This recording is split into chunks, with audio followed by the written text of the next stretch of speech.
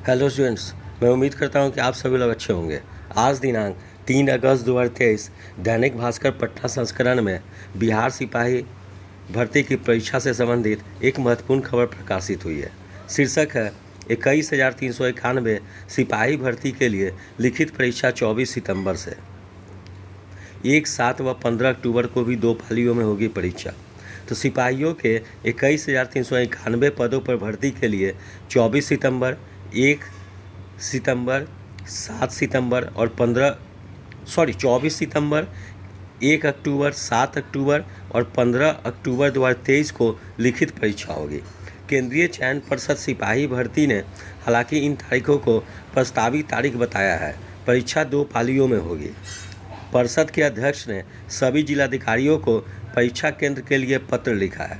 उनसे कहा गया है कि यथासंभव परीक्षा केंद्र जिला मुख्यालय के नगरीय क्षेत्र में ही बनाया जाए।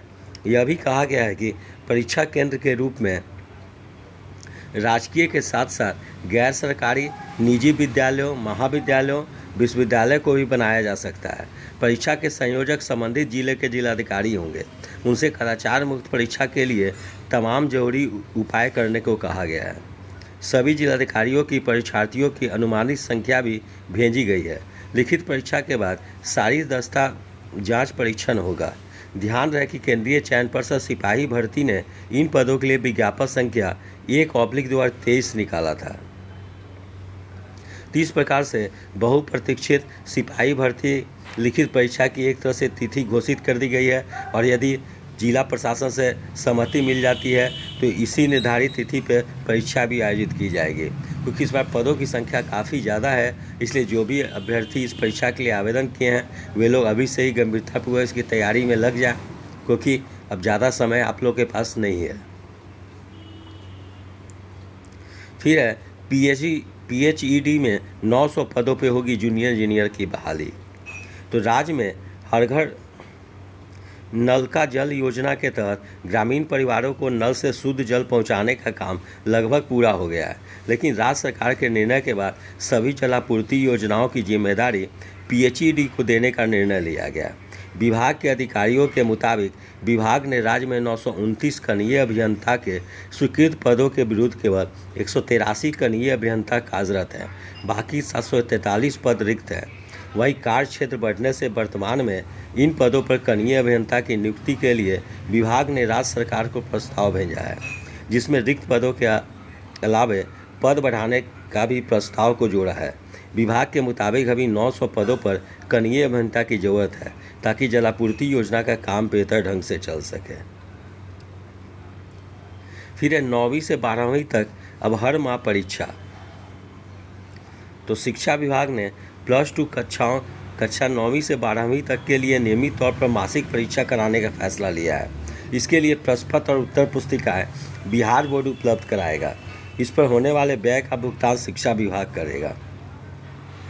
ठीक है, तो इस प्रकार से शिक्षा विभाग के द्वारा कक्षा 9 से 12वीं तक की परीक्षा जो है कि अब मासिक तौर पर आयोजित कराई जाएगी, जिससे अभ्यर्थी जो भी स्टूडेंट जो लोग हैं उन लोग की परफॉर्मेंस इम्प्रूव हो सके और स्कूल में कक्षा भी जो है सुचारू रूप से संचालित हो। फिर है पटना लॉ कॉलेज को 120 व कॉलेज ऑफ कॉमर्स को 60 सीटों की मंजूरी। बार काउंसिल ऑफ इंडिया ने पटना लॉ कॉलेज को 3 वर्षीय LLB में सत्र 2023-24 में 120 सीटों पर नामांकन की अनुमति दे दी है। अभी आवेदन की प्रक्रिया जारी है। आवेदन करने की अंतिम तिथि 11 अगस्त है। College of commerce, arts and science Patna में 3 वर्षीय LLB में सत्र 2023-24 में 60 सीटों पर नामांकन की अनुमति प्रदान की गई है। प्रधानाचार्य प्रोफेसर इंद्रजीत प्रसाद राय ने बताया कि पाटलिपुत्र विश्वविद्यालय में कॉलेज ऑफ कॉमर्स एकमात्र अंगभूत महाविद्यालय है जहां 1962 से लॉ कॉलेज की पढ़ाई होती है। उन्होंने बताया कि कॉलेज विकास समिति के निर्णय के अनुसार नामांकन फीस 25,000 रुपये प्रति वर्ष है निर्धारित है। प्रोफेसर राय ने अनुमति प्रदान करने के लिए बार काउंसिल ऑफ इंडिया के चेयरमैन मनन मिश्रा के प्रति आभार व्यक्त किया है। फिर है शिक्षक भर्ती की परीक्षा पर बायोमेट्रिक हाजिरी बनेगी।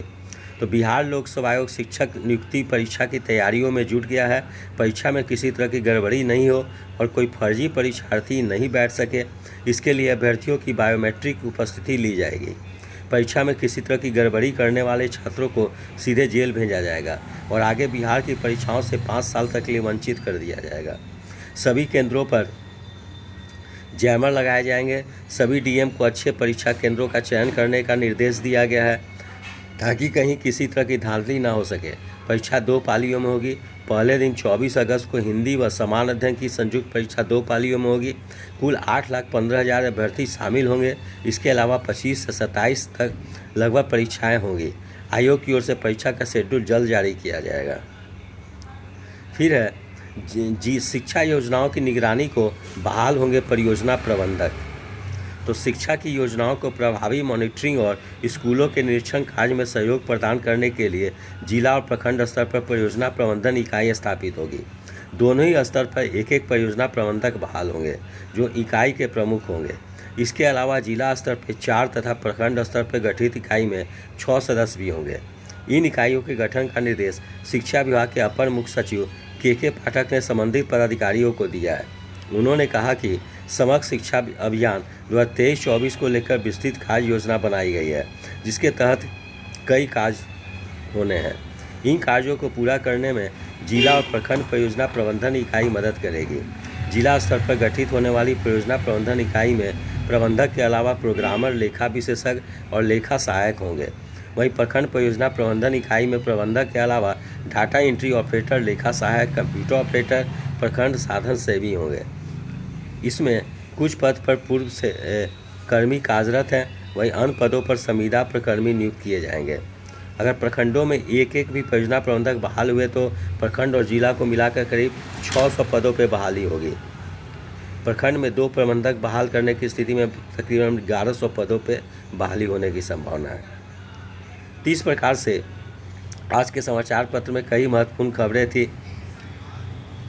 यदि आप सभी लोग को मेरा चैनल अच्छा लगा हो, इसे लाइक से और सब्सक्राइब करें। धन्यवाद। Take care.